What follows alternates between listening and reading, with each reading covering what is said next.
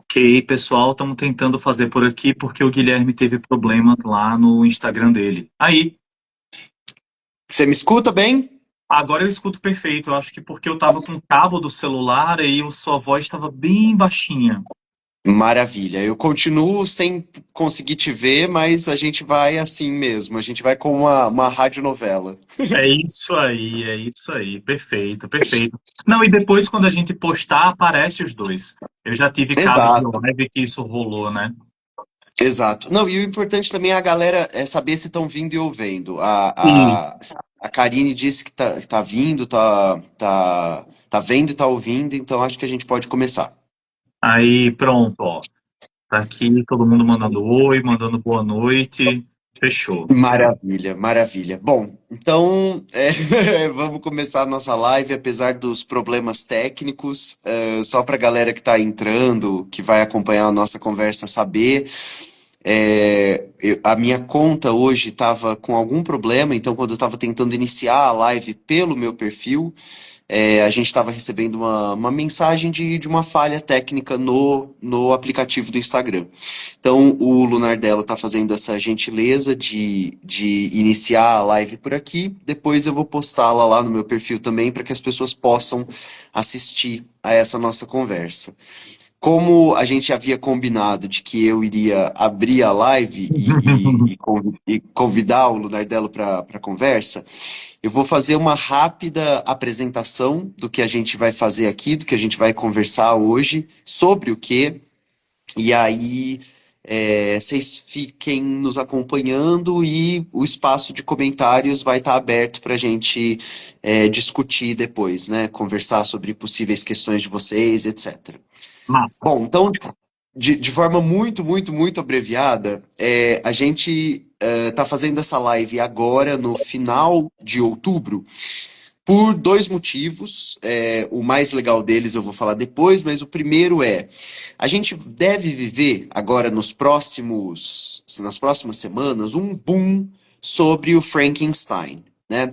Tem uma nova versão cinematográfica chegando, que foi rodada este ano, que é uma versão que foi escrita e dirigida pelo Guillermo del Toro. E essa versão ela vai estrear na Netflix, na plataforma de streaming, no dia 7 de novembro. Toda vez que isso acontece, né? Esse ano, ano passado, final do ano passado, início desse ano, a gente assistiu uma nova versão de Nosferatu, tem uma nova versão de Drácula que vai chegar aos cinemas, e toda vez que isso acontece, é importante a gente retomar algumas coisas de por que que essas obras estão sendo repaginadas, refeitas, porque o interesse nelas segue e o que que a gente descobre quando segue pesquisando essas obras na academia. Então, para fazer essa conversa comigo hoje, eu fiz o convite para o Luiz Fernando, que é o LF Lunardello, se vocês o conhecerem como um tradutor, um editor e uma pessoa fazendo esse trabalho de publicação nas redes. É, o Luiz Fernando é professor, pesquisador, ele traduz, revisa e ele também é um autor premiado, né? Em todas essas áreas ele tem uma experiência bastante consolidada.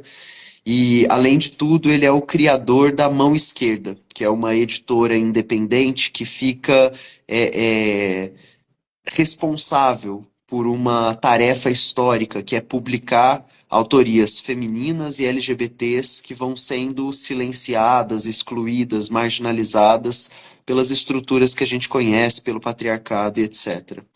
Lunardello, muito obrigado por a gente estar aqui hoje, obrigado pelo seu longo trabalho de pesquisa que vai possibilitar a segunda coisa sobre a qual a gente veio falar hoje, que é Frankenstein, o manuscrito original, uma edição que está saindo com a editora O Grifo. Muito obrigado, então, pelo nosso papo de hoje. Ai, cara, eu tô muito emocionado e ansioso por estar aqui. Eu comentei com todos os meus amigos que eu tava com a ansiedade no meu limite já, porque é muito surreal poder estar num papo tão bacana sobre uma coisa tão importante e contigo, que é um grande ídolo, é um grande guru, assim, que eu acompanho já há anos. E como eu já te falei, né, muito da mão esquerda, muito de todo o meu trabalho voltado para recuperar essas vozes que foram apagadas e que foram e que o establishment decidiu que elas não deveriam estar publicadas, né? Muito desse trabalho veio do tempero drag.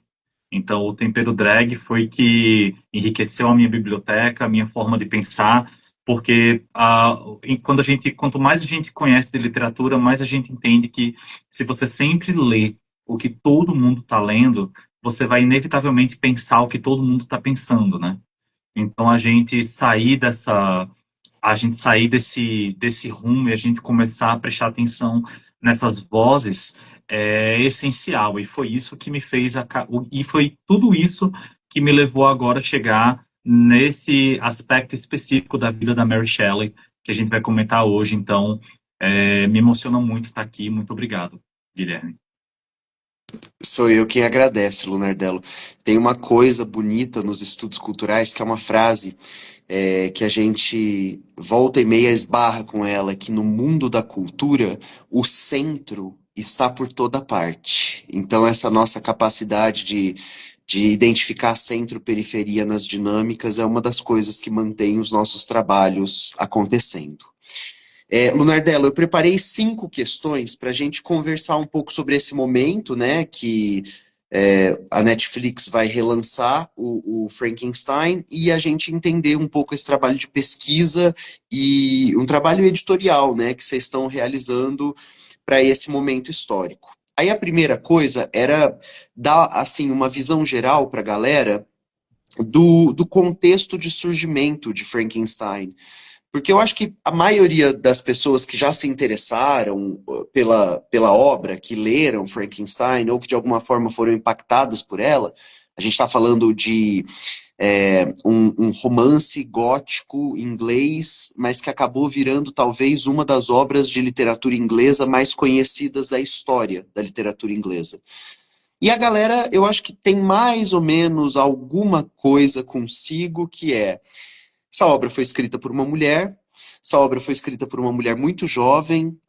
A galera que vai um pouco mais longe sabe que ou recebe uma historinha, né, uma anedota, de que essa história ela é fruto de uma competição da Mary E Shelley com um círculo bem influente, né, que tinha o Lord Byron, tinha o Polidori, tinha aquele que viria a ser o futuro marido dela, né, o poeta, o Percy Shelley. Percy Shelley. E, e aí conta-se, né, que depois de uma viagem para a Suíça, quando ela teria assim, descoberto sobre galvanismo, descoberto ou estudado sobre o ocultismo, quando ela teria visto, né, o castelo de Frankenstein, que é um lugar histórico que ele existe, ela, então, em Bath, na propriedade do Lord Byron, teria entrado numa competição de escrever um conto de terror. E que esse conto de terror, que aí, né, as versões são muito variadas, mas que ela teria escrito em uma noite, que ela teria escrito para aquela competição, que ela teria escrito ao longo daquela estadia, se torna uma coisa incontornável e que vai ser publicado. Queria que você falasse um pouco, Lunardello, quanto dessa história é real e qual é a história real. Então, eu odeio várias nuances dessa história com todas as minhas forças, inclusive a mão esquerda, que é esse meu projeto que você mencionou, né? Ele nasceu no dia do aniversário da Mary Shelley, em 2024. Então, quando eu decidi fazer um e-book, né, que justamente combatia essa visão da Mary Shelley ter criado o Frankenstein. Infelizmente, a gente tem muita associação a Mary Shelley ter criado o Frankenstein por causa dos brothers, né, por causa dos homens, né? Eles teriam essa força motriz e assim, a gente tem que entender que o Frankenstein, ele é muito maior que isso. Você falou que ele é um romance inglês, né? E o Frankenstein, ele é também um romance inglês, porque ele é um romance, ele é um horror gótico, ele é um grande tratado sobre trauma, ele é uma grande autobiografia, ele é uma carta de amor para pessoas que já não estavam mais ali. Então, ele é uma obra que se conecta com tanta coisa de tantas formas diferentes e que reúne tantos pedaços, por assim dizer, né? Já fico brincando aí com trocadilho, que reúne tantos pedaços que é muito complexo a gente ir para essa simplificação de que ele nasceu por causa de uma brincadeira ali que eles estavam tendo, né? Mas a história é que a gente tem essa moça genial, de 18 anos de idade, que ela está acompanhada do atual romance dela, que é o Percy Shelley. Ela está com o Lord Byron, está com a Claire e está com o Polidori. Eles estão na Vila Deodati e eles estão longe do Sol porque teve uma explosão vulcânica ali no Oriente que cobriu o céu da Europa naquele momento. Então foi um verão sem verão. Então, eles ficaram trancados lá numa casa e surge essa ideia de fazer um concurso de história de fantasmas, né? Então, o Byron produz um fragmento, e aí esse fragmento é transformado pelo Polidori no vampiro, é um conto chamado Vampiro, que na verdade é uma carta do Polidori dizendo, olha, o Byron é tóxico, né? É um grande bilhete dizendo, sim, gente, o Byron é tóxico, e ele cria o personagem.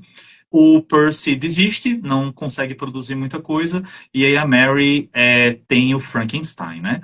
Só que é importante que as pessoas entendam que para chegar nisso, a gente tem uma mulher de 18 anos que tem uma lista de leitura, para quem quiser pegar os diários dela, de mais de 100 volumes anuais.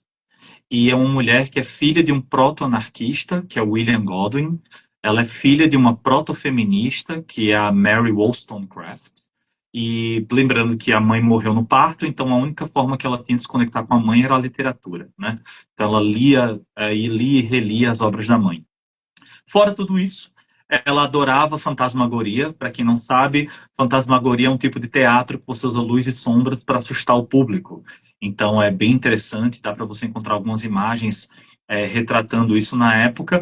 E ela também participou e assistiu várias palestras de galvanismo. Então você tinha ali a galera usando a condução elétrica para mexer músculos de corpos mortos, né? Animais e humanos. Então, se tudo isso que eu lhe falei agora não fosse suficiente, né?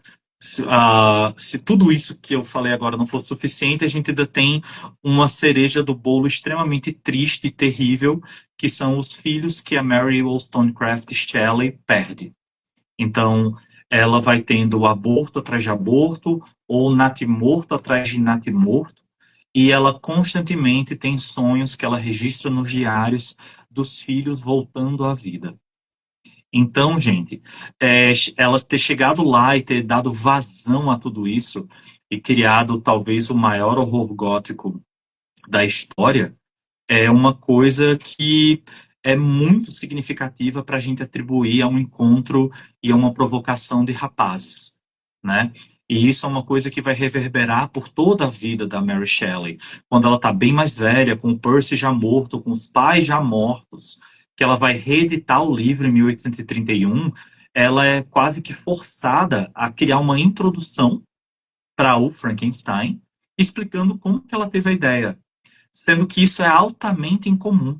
Ninguém perguntou para o Walpole como foi que ele criou ali o Castelo de Otranto, ninguém perguntou para o Stoker de onde veio o Drácula, ninguém, sabe? Então, por quê? Porque ela foi uma mulher de 18 anos que escreveu uma história poderosíssima e que reverberou na época com todo o contexto que a Inglaterra vivia e reverbera até hoje, né? Então, o PDF que eu criei em 2024, que se chama Mary Shelley ou a Prometeia Moderna, traz justamente a tradução de todas as entradas do diário dela, onde mostra todos os momentos de perda dos bebês e sonho com eles voltando à vida, as palestras de galvanismo, as listas de leitura, para a gente purgar essa ideia de que ela criou de que ela criou Frankenstein por causa de três caras. De que teria sido uma inspiração divina numa colônia de férias, né? Que durante um verão divertido ela teria escrito isso. É resultado de um trabalho de uma vida, né? Da vida dela até aquele momento. Lunardello, tem uma outra coisa que é essa cronologia.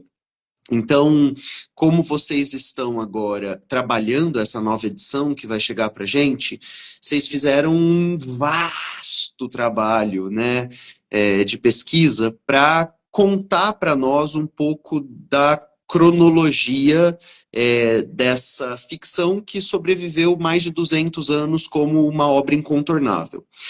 E aí o que a gente sabe dessa publicação ali em 18, que parece uma publicação anônima, né? Ela é Anônimo. publicada de forma anônima. Depois, em 21, ela é publicada em Paris, dessa vez, né, com a autoria explícita. Só que eu queria que você comentasse para a gente desses momentos de publicação e o que, que vai acontecendo com eles, né, até que a obra Frankenstein se transforme num tipo metalinguístico de Frankenstein, né, de um monstro costurado de muitas partes. Então, Frankenstein, ele tem uma história muito curiosa. Eu fico impressionado como que a gente tem eventos na história que são tão específicos que parece que você está num mega roteiro de filme. É muito surreal.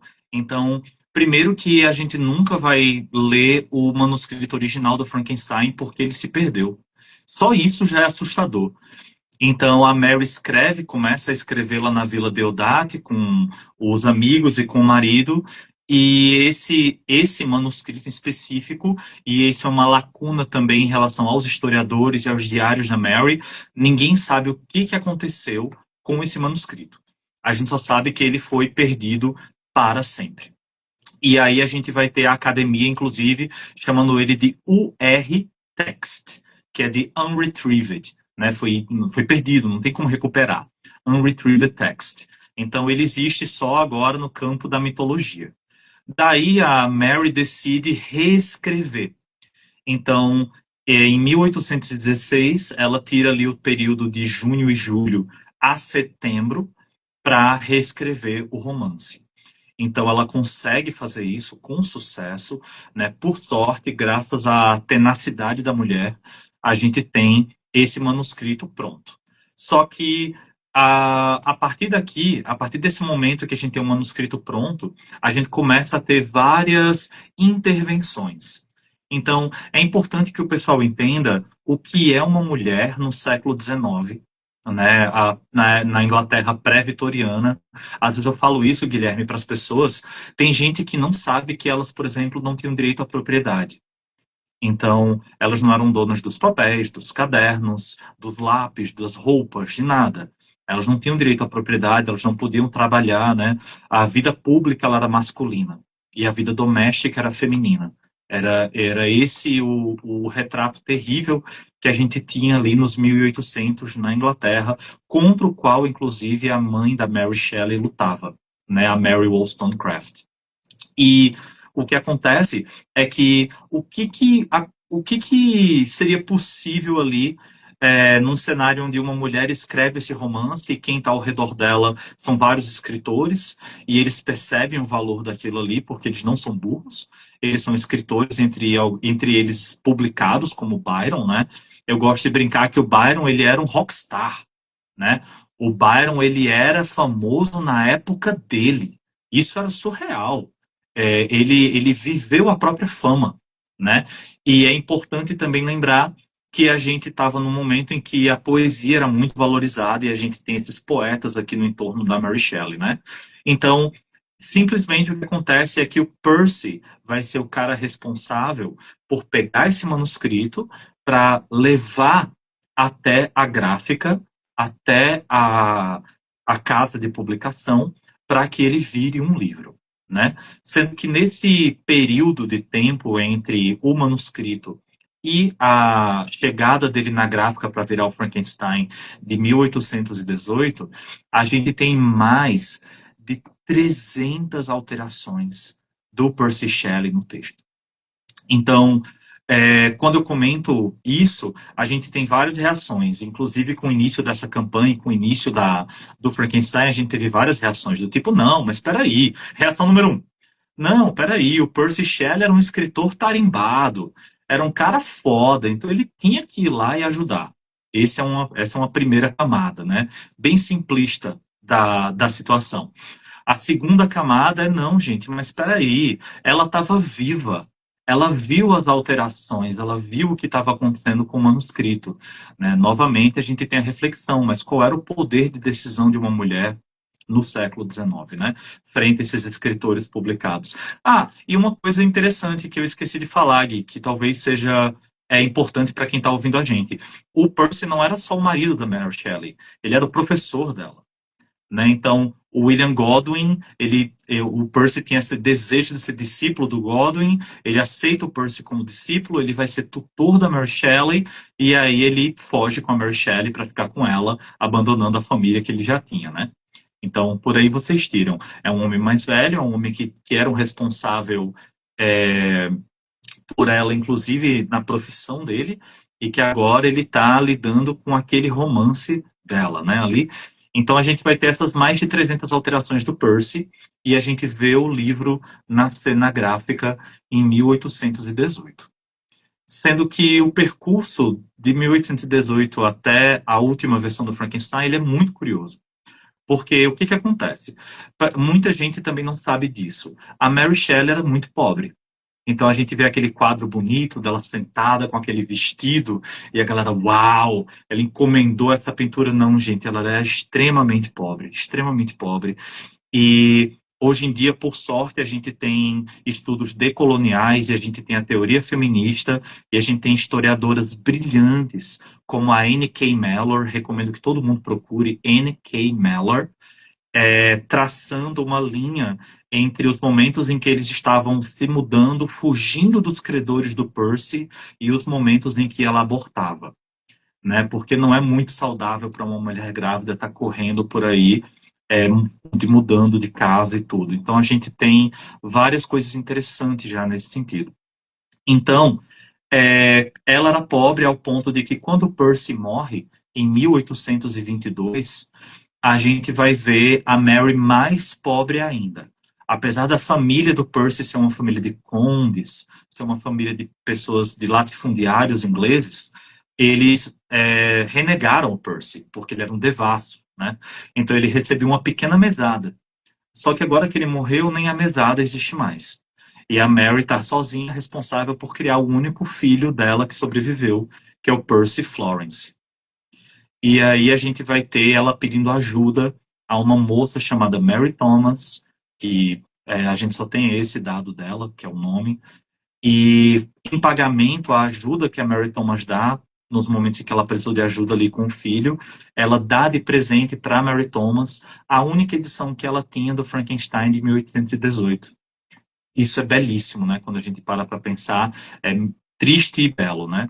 A única coisa que ela tinha para dar de presente para Mary Thomas era uma edição do Frankenstein de 1818. Livros na época eram um bem, né? Eram coisas caras, eram coisas difíceis de conseguir. Só que o grande tchan da história, né?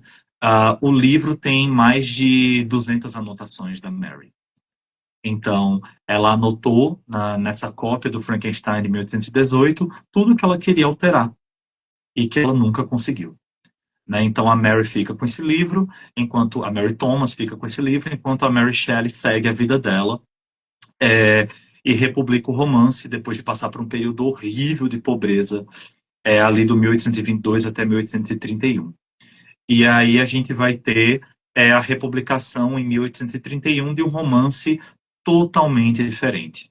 Então a gente tem uma Mary Shelley que ela está absurdamente deprimida, ela perdeu os pais, o marido, ela não tem, ela sofreu escrutínio do olhar masculino todas as vezes que ela tentou publicar, a ponto dela comentar em cartas que ela não queria passar por isso novamente.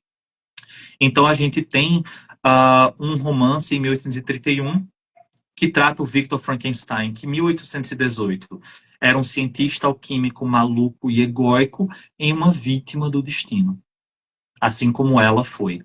Então a gente tem várias camadas psicológicas, né, entre a Mary e a obra. Uma das conexões mais fortes para mim é o fato de que a obra é um retalho de várias coisas da vida dela, enquanto que a própria Mary é um retalho, né? Ela era Mary Wollstonecraft Godwin, que eram os nomes dos pais. Depois ela vira Mary Wollstonecraft Shelley, né? Então nem o nome dela era dela. Então é muito surreal pensar em tudo isso.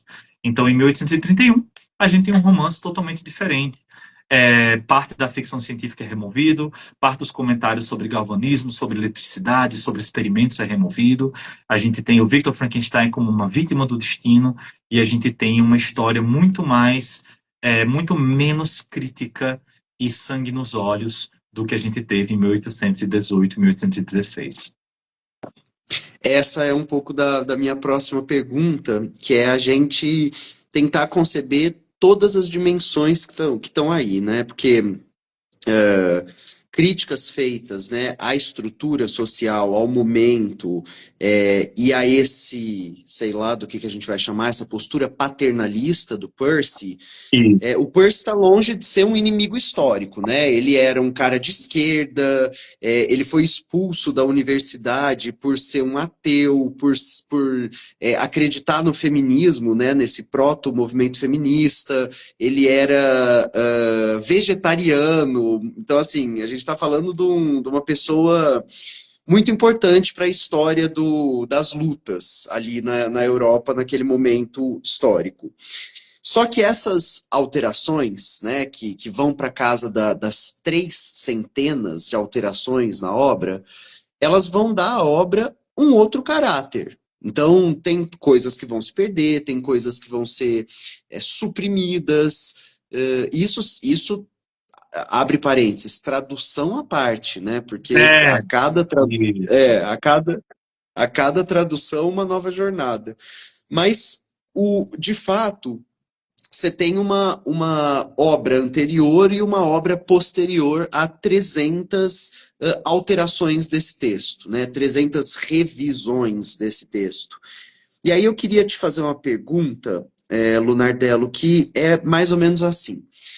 O Shelley, ou resultado do trabalho do Shelley, vai aparecer na obra uma crítica à estrutura social burguesa, né? Então, quando você vai nos sites de universidades que tem artigos publicados, dissertações, um dos lados políticos da obra que aparece mais explicitamente é a ideia de uma teoria da alienação, como está no Marx, né, que aparece na obra Frankenstein. Então, a Universidade de Cambridge, né, tem um artigo publicado sobre isso, que seria assim, como o que o criador cria não é dele, não o pertence, e como criador e criatura estão para sempre impedidos de controlar seus destinos. Tem uma série de coisas que Frankenstein convida a gente a discutir, né? Então, a outrificação do ser, a subalternização, como o olhar público, o escrutínio público produz o monstro, né? Pensar que a criatura, ela era inocente, doce e gentil. E ela vai ser transformada num monstro, né? O processo de monstrificação acontece por causa do contato social, da superstição, do preconceito. E aí você está atravessando uma Inglaterra que está se tornando capitalista, que está destruindo o país com fábrica, que a tecnologia industrial está avançando sem nenhum debate moral, ético. Você tem criança limpando chaminé, aspirando fuligem, endurecendo pulmão, morrendo. A galera tem que ter em mente que o cenário de vida na Inglaterra era um cenário algumas vezes pior do que esse que a gente está atravessando agora, de que não existe regulação para a inteligência artificial. E aí, consequentemente, o debate político vai implodir nas redes sociais. Não vai, a noção de verdade está se liquefazendo diante dos nossos olhos, porque a tecnologia avança num ritmo que a gente não é capaz de avançar com legislação. Imagina no 1800. Beleza. essa é uma leitura, uma visão, um escrutínio que a gente pode fazer da obra pós a mão do Shelley. Antes da mão do Shelley, o que tem ali? Porque eu vi, inclusive, no Instagram da editora, o Grifo, um rapaz comentando que tem algo ali de um animismo feminista, né? Antes do Shelley começar a mexer na obra. Eu queria te ouvir sobre isso. Então, a gente tem muitas camadas de alterações e é interessante a gente poder fazer como é que eu diria? É interessante a gente poder finalmente comparar, né? Porque para mim o grande tchan da gente trazer o manuscrito original é porque é estranho você não permitir que o público tire as próprias conclusões, né? Então a gente para pensar que o Frankenstein é publicado no Brasil desde de 1940, então todos os Frankensteins que a gente tem no Brasil são os Frankensteins com alterações do Percy, né? Não interessa se é o de 1818 ou se é o de 1831. Então, pela primeira vez, a gente vai ter acesso ao texto dessa maneira. Então, quem for lendo o nosso volume, e é uma coisa que eu gosto de comentar com as pessoas, é que não se assustem, a gente discute muito, a gente traz muito essa linguagem da academia, da produção acadêmica, da produção científica, mas isso é necessário porque a academia ainda é esse polo em que você tem as pessoas falando e discutindo. Então, inevitavelmente, a gente tem que passar por aí. Mas eu quero que as pessoas saibam que elas vão poder ler o livro normalmente. O romance vai estar lá inteiro, do ponto A ao B, e, inclusive, quem for mais revoltado e adorar o Percy e quiser ler com as alterações do Percy, pode, que elas vão estar nas notas. Mas é importante a gente perceber que a gente está falando, como eu falei, né, desses poetas, dessas pessoas que elas estavam produzindo esse tipo de literatura que eram os queridinhos do século XIX. Então, o Percy começa sutilmente. A gente vai ter modificações básicas que são de estilo. Então, ele tenta, por exemplo, deixar o vocabulário da Mary mais eficaz. Então, a gente vai ter coisas do tipo pitch black, né? Preto como piche. E aí ele risca e usa impregnable, né? Impenetrável. Então, a gente vai ter mudanças, assim, algumas pessoas poderiam até chamar de inofensivas, mas é importante a gente pensar que a gente tem que preservar a voz original da autora, né? E, assim, né, é um debate muito extenso esse do que pode ser alterado, não vou entrar nele agora, mas o ideal é que a gente tenha acesso à voz original, que é o que a gente está fazendo. Uma segunda camada de alterações que o Percy faz já entra num ponto onde eu as considero mais graves. Então, por exemplo, existe uma forma que o Percy encontra de mostrar qual é a personalidade em alinhamento social dos personagens, e ele faz isso desligando o lado emotivo da Mary. Então, veja, você tem uma autora órfã, de mãe, né? Ela perdeu a mãe, ela ama a mãe, ao ponto de que todos os personagens da Mary são órfãos. Então, se você lê o Mortal Imortal, o cara é órfão. Se você lê Transformation, eles são órfãos. Frankenstein, o Victor Frankenstein fica órfão. Então, você vê que ela está processando aquilo ali na escrita dela o tempo todo, né?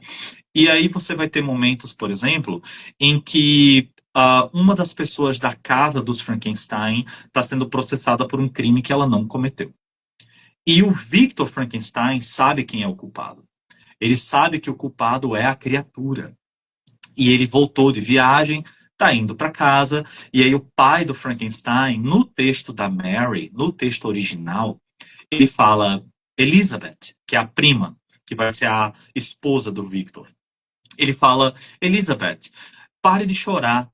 Eu sei que você está triste, que a Justine, que é essa menina que vai ser condenada à forca pelo crime que não cometeu. Eu sei que você está triste pela Justine, mas vamos receber o Victor com um pouco mais de otimismo. Vamos tentar não chorar na frente dele quando chegar aqui, porque eu tô na merda, você tá na merda, a gente tá numa merda incalculável. Então vamos tentar ficar mais positivos quando o Victor chegar aqui.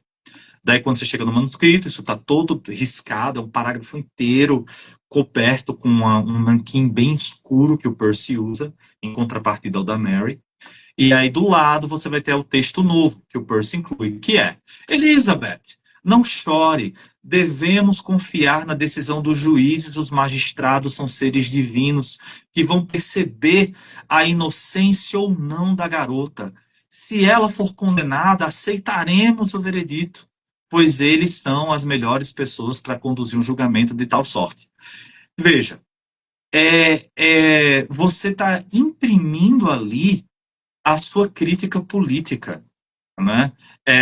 Você tanto pode ler como, peraí, ele está descrevendo como que uma pessoa agiria perante o jurídico da época. Você pode ter esse nível mais simples de interpretação, você pode ir para algo mais complexo. Então, como o Frankenstein pai é um burguês, é um aristocrata, é natural que ele vá confiar nos juízes e que ele vá ter um texto desse tipo. Então, eu vou colocar isso aqui para ter essa nuance nesse personagem, e isso faz você meio que detestar, né? Você, como assim? Né? Todo mundo sabe que a mulher é inocente, como assim que você está pedindo para respeitar a opinião do magistrado? Então, é um tipo de alteração muito substancial. Muito, muito substancial. Então, é, independentemente que é uma coisa que eu sempre gosto de brincar, né? A gente não está caçando o Percy. A gente não está dizendo, olha, o Percy é o vilão. A gente não tá. Não é essa a nossa meta, né? O fato de que ele é um poeta que não teve tanta exposição quanto Byron, que não é tão traduzido, não é uma coisa, não é uma obra que tanta gente conhece, e essa coisa de que, poxa, mas qual era a qualidade literária do Percy para poder estar mexendo no romance? Isso não é uma camada que a gente vai entrar, né? A gente sabe, claro, que o Frankenstein não foi alterado por Walt Whitman, né? A gente não é o Hemingway que está alterando o Frankenstein, né? Então, é muito complicado quando a gente para pensar nesse tipo de alteração. E quando a gente para pensar que esse é o tipo de alteração que está sendo vinculado no Frankenstein há 200 anos, né? Então, essa é uma segunda camada. E aí a gente entra na terceira camada, que para mim é a mais preocupante. Hoje a gente tem teoria queer, a gente tem teoria feminista, a gente consegue fazer diversas conexões com diversas obras, de Bram Stoker a Mary Shelley, e a gente hoje tem resgates belíssimos, como a gente teve do retrato de Dorian Gray recentemente, e a gente teve também em relação a cartas e diversas questões envolvendo homofobia e homoafetividade do Bram Stoker, envolvendo Oscar Wilde, Walt Whitman. Então a gente tem muitas camadas interessantíssimas que inevitavelmente sangram para os textos. E aí, agora que a gente tem tudo isso, a gente pode entender muito melhor os intentos da autora e as camadas que estão lá, conscientes ou não, impressas no texto, né?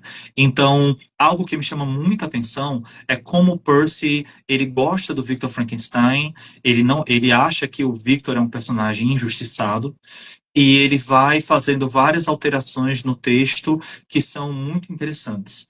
Então, por exemplo, quando o Victor Frankenstein anuncia lá na história que ele vai criar algo, ele não fala que ele vai criar algo, Guilherme. Ele não fala que ele vai criar uma thing, que é uma coisa, ou uma creature, não.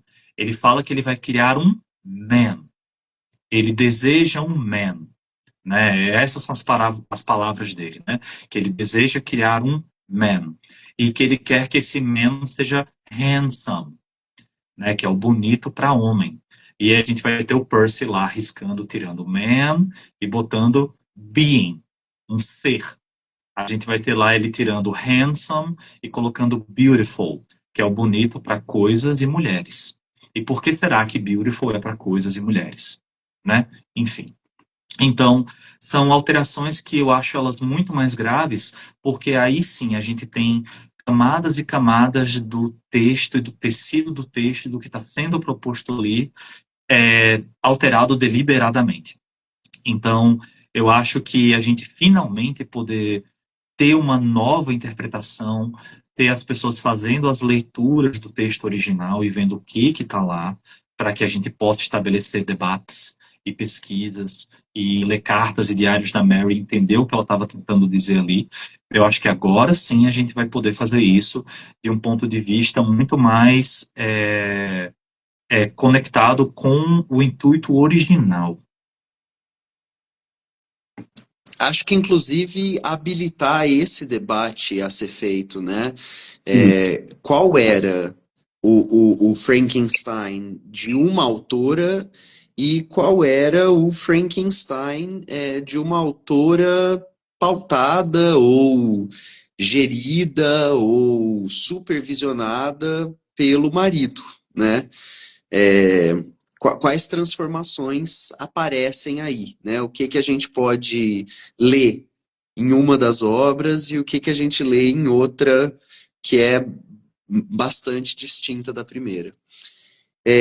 Lunardello, por causa do tempo, eu vou rumar para nossa última questão, que era que você falasse um pouco dessa edição, então, que vai chegar para as pessoas. Ela está acompanhada de uns extras, e aí queria que você Muito comentasse legal. dos extras que vão chegar para as pessoas e como elas podem ter acesso a essa obra que vai sair pela editora O Grifo e também falar um pouco da mão esquerda para as pessoas te acompanharem. Massa.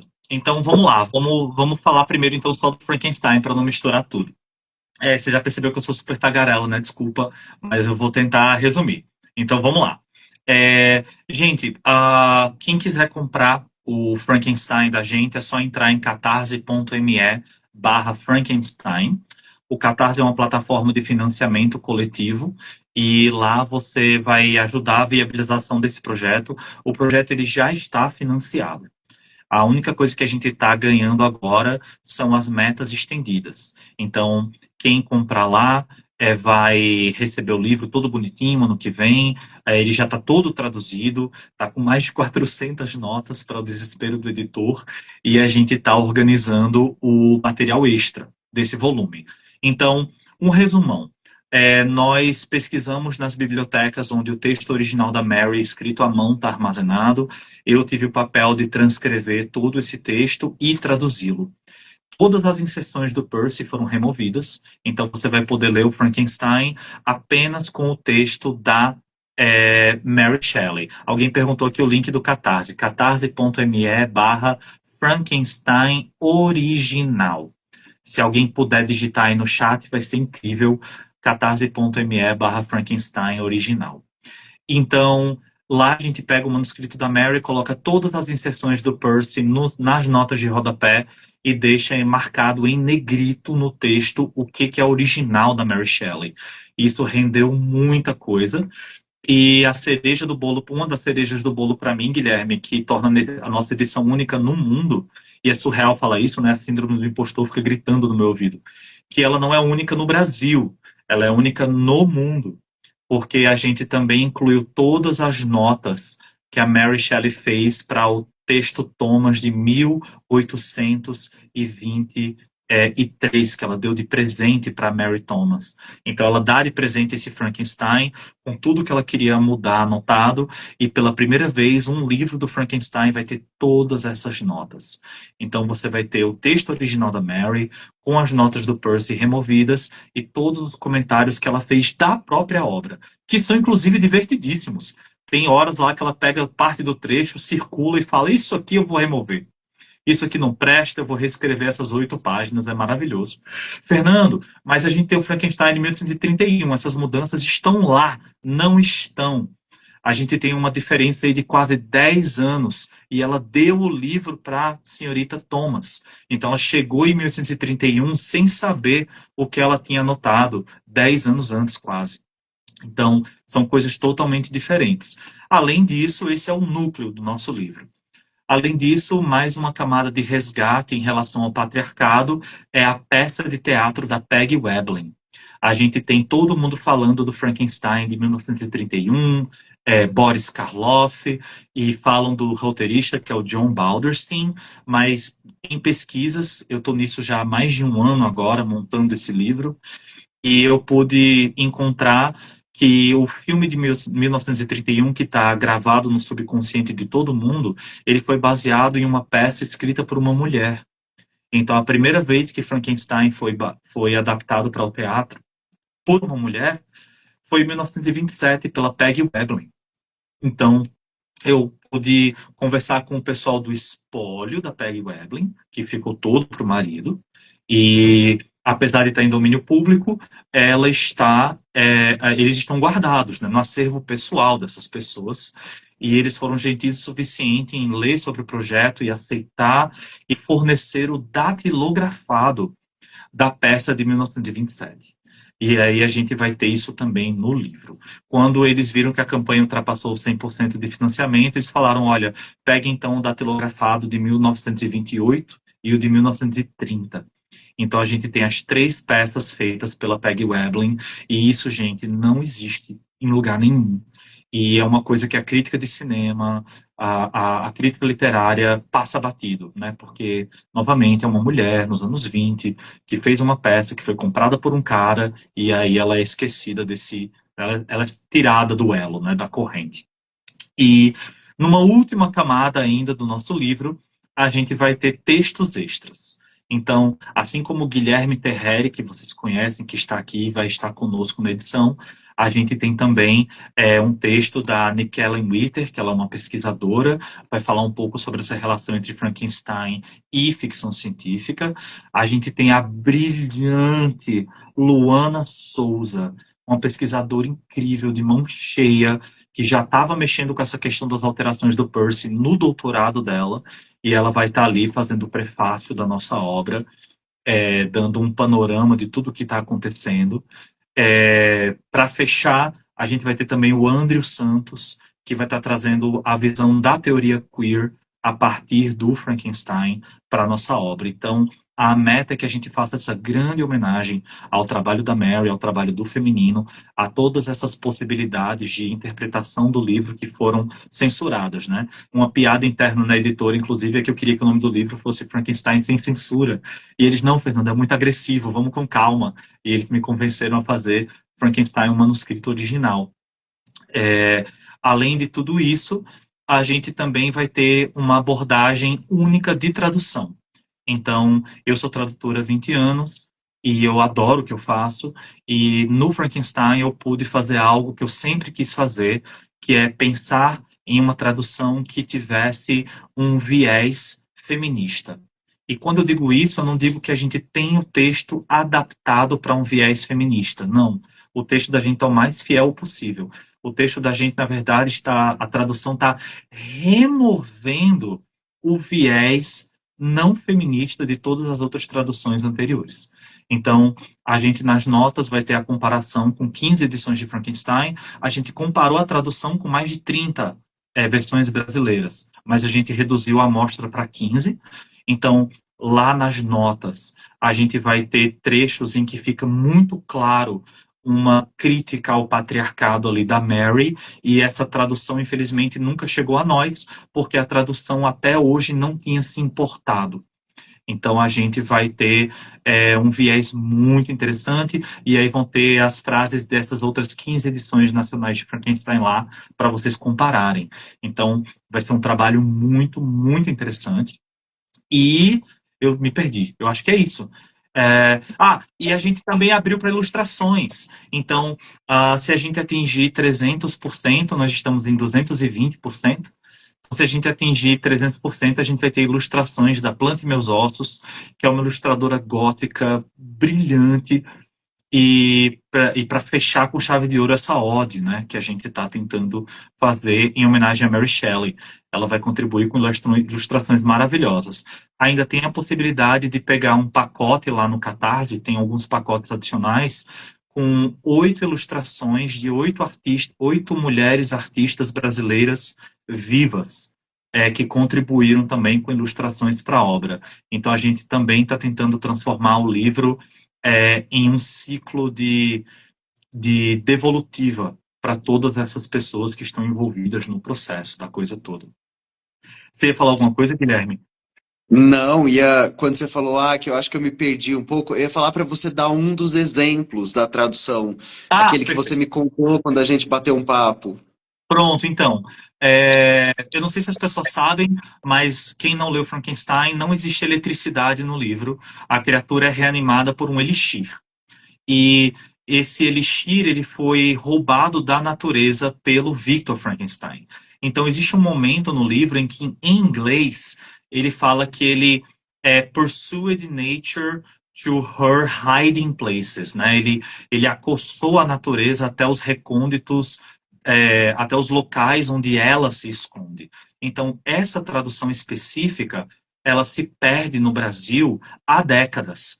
E antes de eu falar sobre a tradução em si, eu quero só explicar como isso é importante, porque as pessoas podem achar que eu estou procurando chifre em cabeça de cavalo, mas, gente, o mundo ele chega para a gente e a gente processa o mundo através do idioma, certo? Isso é uma coisa muito importante da gente cravar. Então, você sabe expressar o que você sabe por causa do seu idioma. Por isso que sempre que alguém fala, ai, mas tem mais uma letra na sigla LGBT, você tem que mandar a pessoa morrer. Porque a gente precisa que a gente tenha todas as letras possíveis para que essas coisas virem realidade no nosso idioma e na nossa cognição. E logo em seguida na nossa sociedade, né? Então tem várias camadas para essa questão do processamento do mundo através do idioma. Então, a gente tem nas edições de Frankenstein essa frase que eu acabei de dizer para vocês, numa forma em que não existe uma representação de como esse feminino está sendo violado pelo masculino. E a Mary não trata a natureza como um it, que é uma coisa. Ela trata a natureza como um she, que é uma mulher. Então, a gente tem traduções que são e ele perseguiu a natureza até seu esconderijo. E ele perseguiu as forças da natureza até o seu esconderijo. São coisas que impedem que a gente chegue naquela interpretação. Então, nas notas, por exemplo, eu explico por que a gente está usando mãe natureza e por que a gente faz questão de usar o dela. Então, a gente vai ter, e eu acossei a mãe natureza até os lugares onde ela busca se esconder, onde ela tenta se esconder, né? Então, inclusive, existem interpretações acadêmicas associando essa perseguição ao estupro, por exemplo, à violação através de uma força masculina contra o feminino da maneira mais horrível possível. Então, essa é uma das camadas da tradução. E a mão esquerda, que você falou, né? A mão esquerda é um projeto voluntário, não tem nenhum fim lucrativo. A gente tem um Catarse, que é catarse.me/mão esquerda. Você pode contribuir com R$ 12, a gente usa esse dinheiro para pagar Canva, para pagar a internet. Mas o que é a mão esquerda?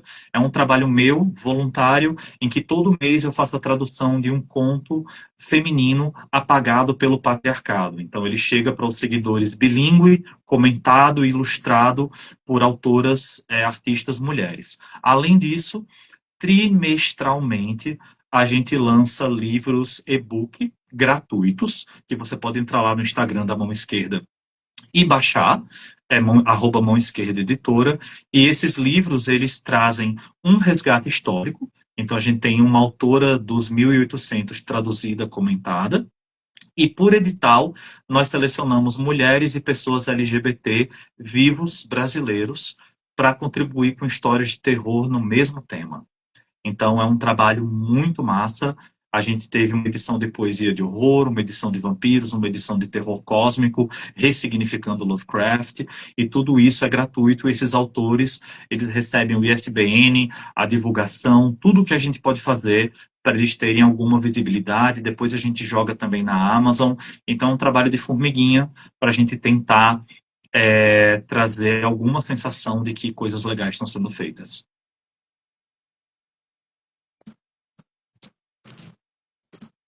Sensacional.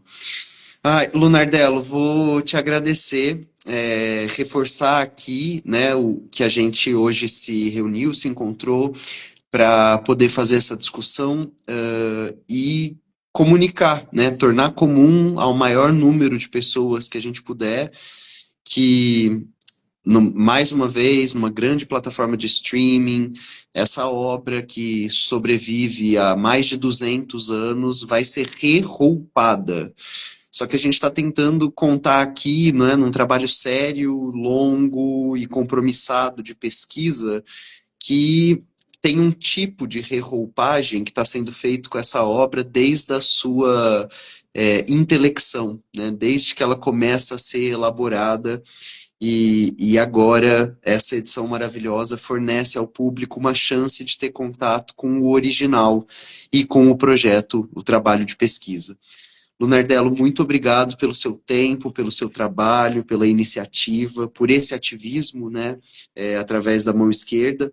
Agradecer também à editora, o Grifo, que está preparando essa edição linda, e a todo mundo que vai agora para o Catarse apoiar, receber o livro e empreender essas leituras a contrapelo, né, na contramão de um tempo. Então, mais uma vez, Lunardello, muito obrigado pela conversa. Nossa, muito obrigado. E um agradecimento final que eu gostaria de fazer são a pessoas incríveis que ficaram, que tornaram esse projeto viável, né? Então, a editora O Grifo, eu estou podendo trabalhar com uma editora simplesmente incrível. E a gente tem o editor, que é o Ismael Chaves, uma pessoa que abraçou o projeto logo de cara e que enfrentou todo esse backlash de, poxa, mas quem se importa com manuscrito? E quem tem tempo de ver manuscrito? E o Percy Shelley era um escritor tarimbado, foi o Ismael que teve que sofrer toda essa maluquice e acreditou no projeto desde o início e queria lançar isso físico, e é um dos editores mais competentes com quem eu já trabalhei. O projeto gráfico do Daniel, dá o Grifo também, que deixou o livro belíssimo. A gente tem uma página dos escritos da Mary Shelley na capa. Então, quem for lá comprar o livro vai ver que na capa tem uma das páginas do manuscrito. Também agradecer ao pessoal da editora Diário Macabro, que o Frankenstein não está saindo pela Diário Macabro, mas eles acreditaram e divulgaram um projeto de todas as formas, né? Foi uma grande união do independente, e eu acho interessante porque a gente tem um mercado independente percebendo que eles podem fazer uma grande diferença, né? E então essa união da Diário Macabro, que é uma editora que inclusive lança constantemente coletâneas. A gente teve a Van Queer, que foi uma coletânea de contos de terror de vampiros queer. A gente teve a LGBT Terror, que foi uma coletânea de horror LGBT maravilhosa. Então, a Diário Macabro é brilhante nesse sentido. Então, sem essa união das editoras independentes, a gente não teria conseguido fazer isso. E, principalmente, sem a tua ajuda também, Guilherme. Me emociona muito e o trabalho que você faz, eu espero que você sempre tenha forças e convicção para fazer, né? Que você não deixe de esperançar, né? E seguir com o trabalho que a gente faz. É isso, a gente segue riscando os nossos fósforos. É isso. Força não falta quando a gente tem tanta gente assim envolvida nos processos. Lunardello, te agradeço muito. Essa live vai ficar salva, vi que tinha umas pessoas perguntando, e vai ficar salva nos nossos perfis, e na legenda da live vão estar as informações de como você pode acessar o livro, apoiar o projeto e conhecer todas as forças envolvidas nesse trabalho de pesquisa, editoração e publicação. Muito É obrigado, isso. Guilherme. Boa noite, pessoal. Tchau, Foi um tchau. prazer. Até a Foi um prazer. próxima. Tchau, tchau.